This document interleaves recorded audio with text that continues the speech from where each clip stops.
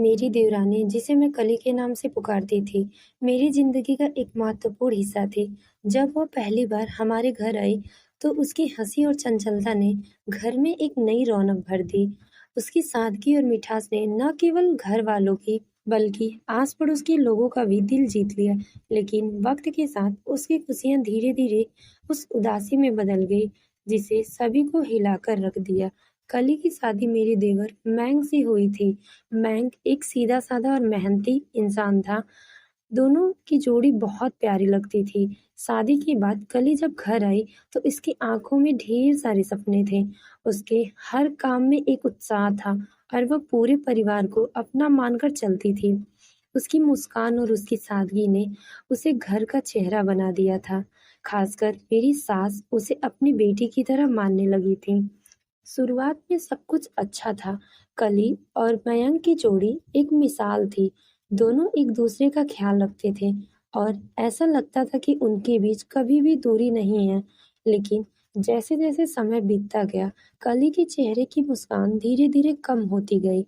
वह जो कभी परिवार की जान हुआ करती थी, अब चुपचाप रहने लगी। उसकी हंसी कहीं खो गई थी और उसकी आंखों में एक अजीब सी उदासी दिखने लगी थी। मुझे समझ नहीं आ रहा था कि अचानक कली के जीवन में ऐसा क्या हुआ जो वह इतना उदास रहने लगी। जब मैंने उससे बात करने की कोशिश की, तो उसने बात को हंसी में उड़ा दिया। वो कहती, कुछ नहीं दीदी, बस थोड़ी सी थकान है, सब ठीक है। लेकिन उसकी आंखों में सच्चाई कुछ और बयां कर रही थी। मैं जानती थी कि वह कुछ छुपा रही है, लेकिन उसने कभी अपनी परेशानियां खुलकर नहीं बताया। समय बीतने के साथ मैंग और कली के बीच दूरियां पड़ने लगीं। मैंग अक्सर काम के सिलसिले में बाहर रहता था और जब घर आता तो कली से दूर-दूर रहता था। दोनों के बीच बातचीत कम हो गई थी। कली अक्सर अपनी सास और मुझसे कहती कि मैंग अब पहले जैसे नहीं रहे। वह उसकी भावनाओं को समझने की कोशिश नहीं करते और उसे अकेला महसूस होता। मैंने कली को समझाने की कोशिश की कि शादीशुदा जीवन में उतार-चढ़ाव आते रहते हैं, लेकिन शायद उसके दिल में कोई और गहरी चोट लग चुकी थी। एक दिन कली ने उसे खुलकर बात की। उसकी आंखों में आंसू थे और वो बहुत दुखी लग रही थी। उसने कहा, दीदी, मुझे नहीं पता मेरी गलती क्या है। मैंने तो हमेशा मैंग को खुश रखने की कोशिश करती रही, लेकिन अब वह मुझसे दूर होते जा रहे हैं। वह मुझसे बात तक नहीं करते। जब करते हैं तो सिर्फ ताने मारते हैं। मुझे नहीं समझ में आ रहा मैं क्या करूं। यह सुनकर मेरा दिल टूट गया। मैं जानती थी कि कली हमेशा से घर और मैंग के लिए अपना सब कुछ न्यौछावर किया है, लेकिन मैंग की बेरुखी ने उसे अंदर से तोड़ दिया था।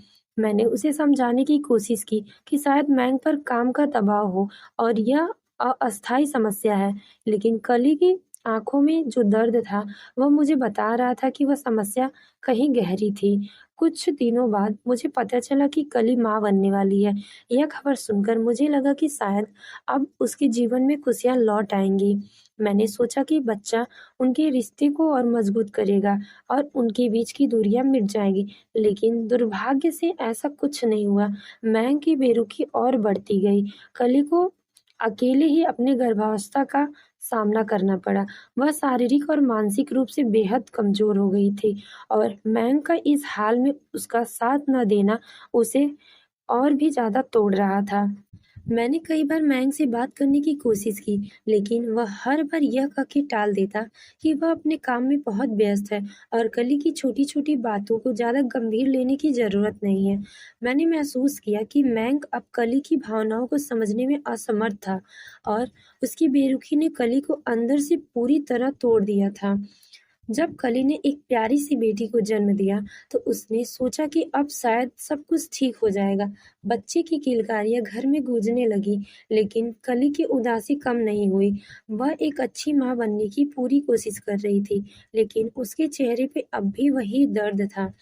मैंग अभी उसे दूरी बनाए हुए था और यह देखकर मेरा दिल कली के लिए और भी भारी हो गया। कली अब अंदर ही अंदर घुटने लगी थी। उसकी आँखों में जो चमक कभी हुआ करती थी, वह पूरी तरह से गायब हो चुकी थी। उसे अपने परिवार के लिए सब कुछ किया, लेकिन उसे बदले में प्यार और अपमान ही मिला।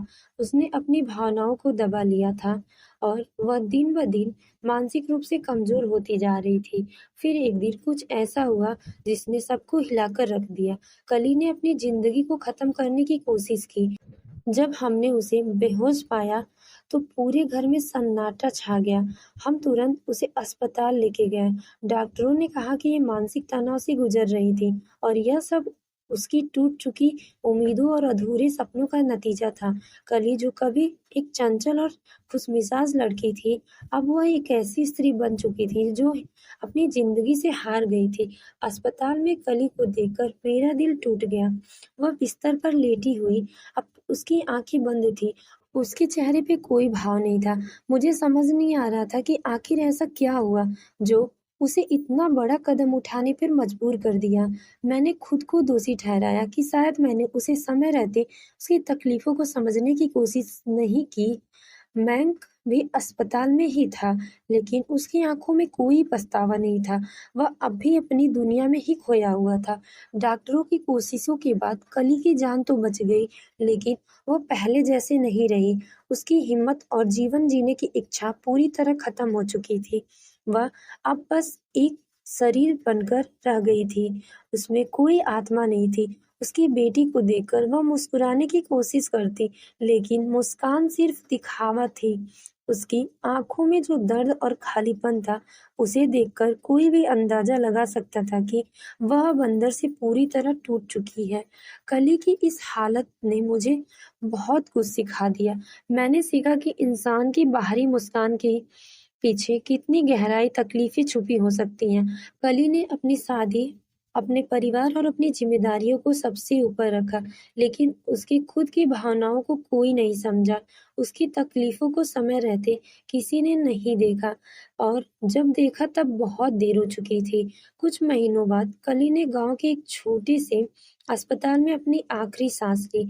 उसकी मौत ने पूरे परिवार को हिलाकर रख दिया।